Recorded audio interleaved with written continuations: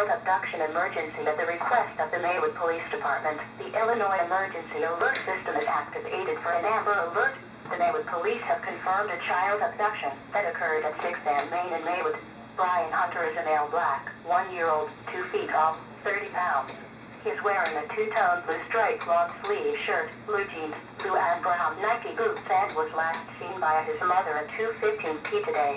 The vehicle was a black two-door car with tinted windows. There are 3 male Hispanic suspects in the vehicle. One described as a heavy-set male Hispanic, bald with a patch of hair in the back. The other 2 described as stocky. Anyone with information should call 911 and advise they have an Amber Alert report, and they also call 708-450-4471.